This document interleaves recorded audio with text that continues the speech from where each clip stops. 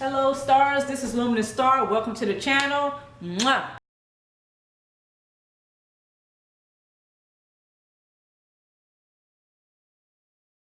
Thank you so much for your subscription. Thank you for motivating me and inspiring me to keep this channel active. If this is your first time, welcome to the channel. Make sure you click the notification bell. That way you are alerted for all of the new videos and vlogs that come out on this channel. Did you know that there's a narcissistic hoover before there's an actual hoover?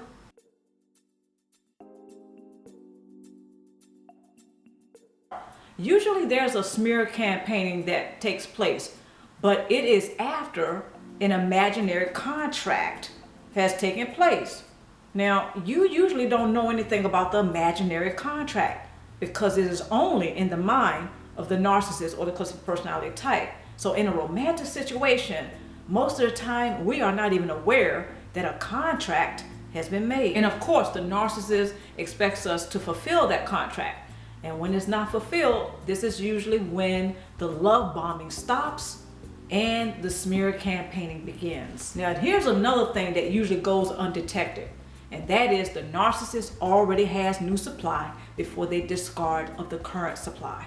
Be sure to check out my video, Narcissists Had New Supply Before They Discarded You. So I don't have to tell you how unfair it is when the narcissist formulates that imaginary contract or what they expect you to bargain, right?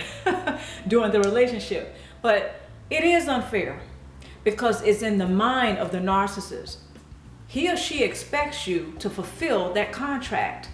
Now, what is the stipulation of the contract, or what are the terms of the contract? All right, so the terms of the contract. Number one, always be loyal no matter what. Don't question, don't challenge, don't protest.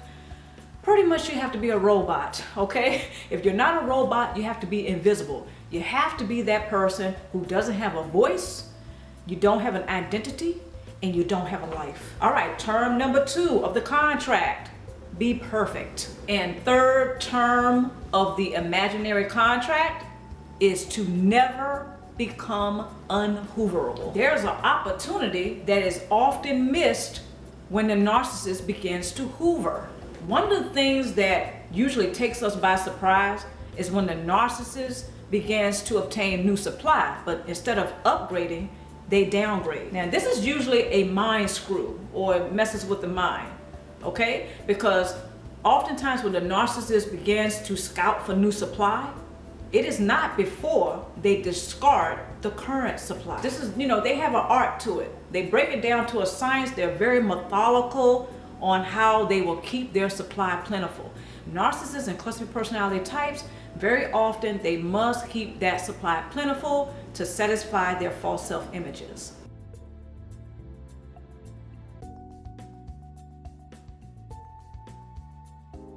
Now, there's usually a shock and awe to this whole madness, okay? The crazy making. Very often, narcissists and cluster personality types, they are in awe of how they're able to pull off the shenanigans, while the rest of us are usually shocked by it. The shock and awe effect is one of the things that the narcissist and cluster personality type usually lives for. This is one of the reasons why they look for signs that they have outdone you, or you're showing signs of being shocked, you're dismayed, you're going through all of these emotions. Ever wonder why the narcissists look for these signs after they have discarded you? Well, that's why. Because they are in awe of being able to pull off the shenanigan, while you're in shock that they were able to pull it off. Never underestimate the narcissist's addiction to the shock and awe effect during the hoovering phase. All right, so let's go ahead and break down the hoovering stages. Stage number one, the imaginary contract that the narcissist perceives that you have broken. That brings on the smear campaigning. They go from the love bomb to the smear campaigning because they perceive that you have broken that imaginary contract. Okay, hoovering stage number two, the one down method. Now, of course, you know or you suspect that he or she may get the new supply. But most of us never imagine that they will go down instead of up. You would think that the narcissist will upgrade on the new supply, but sometimes they do that one down method, and it's usually quite a curveball. Stage number 3 to the hoovering process, and that is the shock and awe effect. Very often, the narcissist is in awe of how they are pulling shenanigans. In other words, they're patting themselves on the back for being able to pull out the rug. The rest of us, when the rug gets pulled out from underneath us, we are in shock.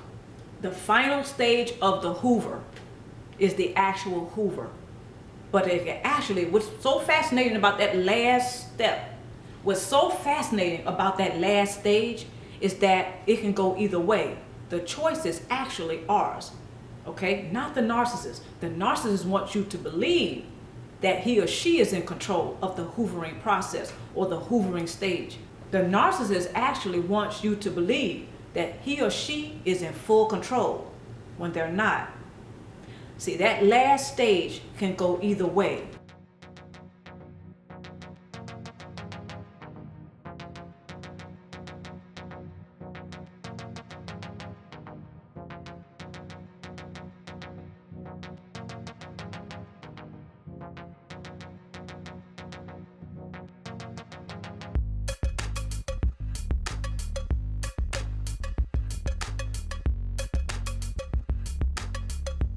There are often opportunities missed to become unhooverable.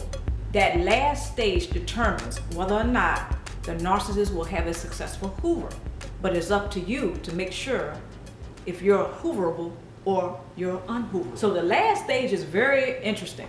The last stage of the hoovering process, very interesting, very fascinating, because most of us don't realize the opportunities that are before us to become unhooverable. We totally miss it because we usually become reactionary, which this is something understandable. When the rug is being pulled out from up underneath you, yes, that doesn't feel too good at all. The narcissist and cluster personality, for one thing, they're in awe of being able to pull it off while you're in shock. So this particular stage is the stage that can just bust up everything. In other words, you have the opportunity to become unhooverable. So this will knock down the narcissist's whole operation. If you become unhooverable, this will dismantle the narcissist's whole operation of hoovering you back in. So that last stage is very critical. If the narcissist is able to detect that you still, you're pining away or you still want him or her, all right? If they detect that, then they know more than likely they're going to have a successful hoover.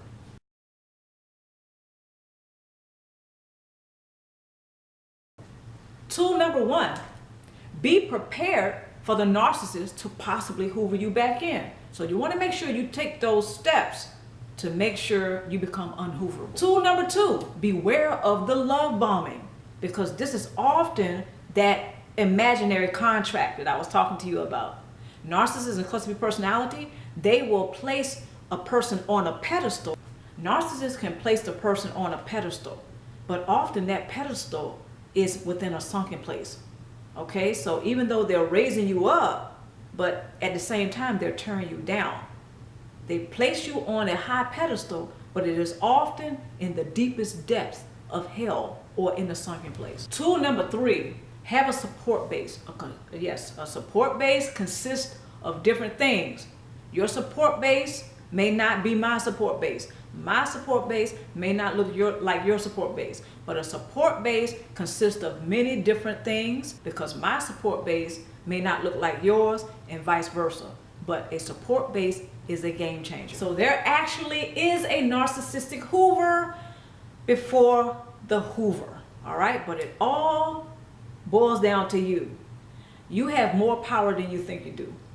So when the narcissist and cluster B personality type, they pull shenanigans, the love bombing, and then they're pulling the rug out from under you by, smear campaigning because they feel like you did not fulfill that imaginary contract.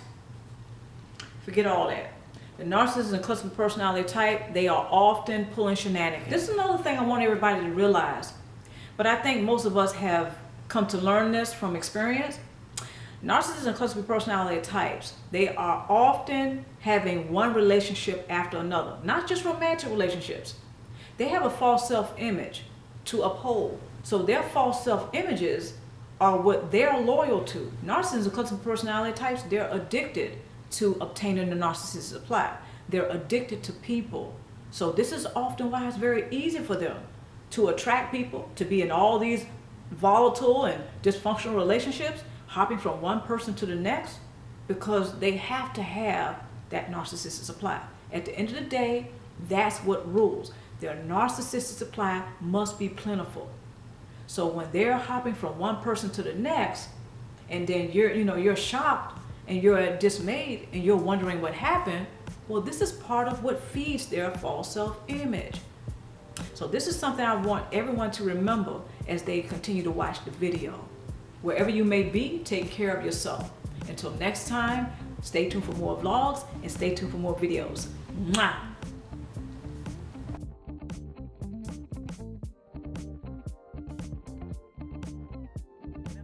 This is when they're going to move forward. The narcissist and cluster personality will not have a bad romance to come back to, because you're not going to be there. While they have moved on to new supply, you're using that time wisely to look at what's really going on. So by the time they do come back around, and more than likely they will, right? You're going to be moving on forward. You're going to be thriving forward. The narcissist and cluster personality, that's a curveball they're not expecting.